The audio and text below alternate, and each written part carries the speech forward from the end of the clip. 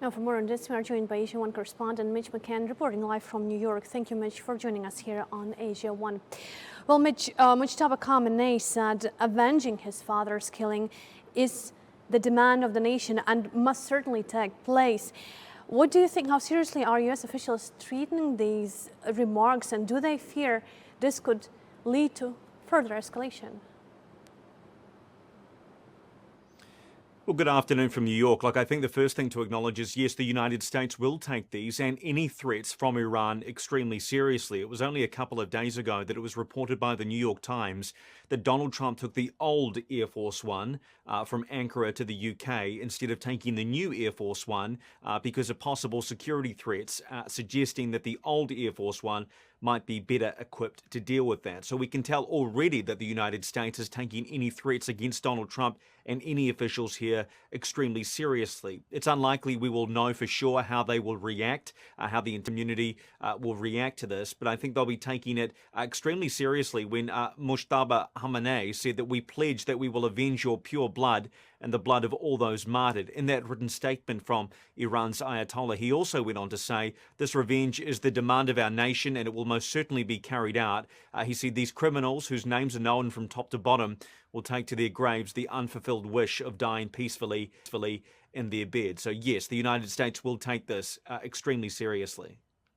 And Trump has also warned against any assassination attempt and vowed an overwhelming military response. How is Washington balancing deterrence with keeping diplomatic channels open? Well, I think in some ways it's possibly difficult for US diplomats to keep those diplomatic channels open when Donald Trump is tweeting things like 1,000 missiles are locked and loaded and aimed at the Islamic Republic of Iran. Donald Trump has spoken a little bit this week about the threats against his life. He also said in that Truth Social message overnight, and that came hours before Mojtaba Khamenei's message, he said, should the Iranian government act on its threat to assassinate or attempt to assassinate the sitting president of the United States, in this case me, he went on to say that the military is ready to decimate all areas of Iran for a period of 1 year, but that could be extended. So that is a significant threat from Donald Trump, one of the most threatening messages he has posted on Truth Social, you would have to say. So after messages from Khamenei and from Donald Trump, it seems as if we are on, a situation where something could happen at any minute. After Friday, or on Friday rather, it was a rather quiet day in the escalation of this conflict. However, it seems this is not just, a literal war. It's obviously a war of words between the leaders of both countries as well. And Mitch, looking ahead, what impact could this renewed rhetoric have on ongoing diplomatic efforts, particularly on the mediation being led by Oman and other regional partners?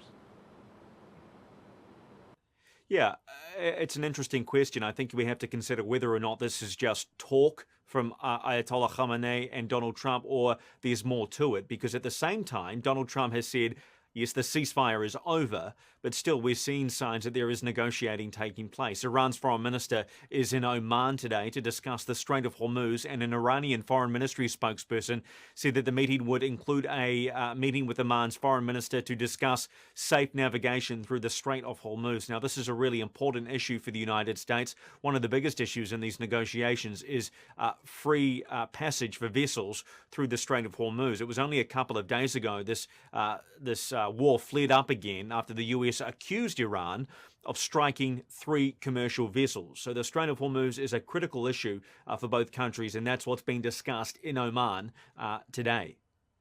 And look, we've seen tensions rising again despite the memorandum of understanding. How confident are U.S. officials about and that the current ceasefire and diplomatic process can still hold? Look, it's hard to know whether the United States thinks this is possible. Donald Trump has, really outlined how difficult negotiations are He called Iran the other day, Iran's leaders, scum. He said they were cuckoo, among many other names. So it shows you there the United States are finding negotiations extremely difficult here.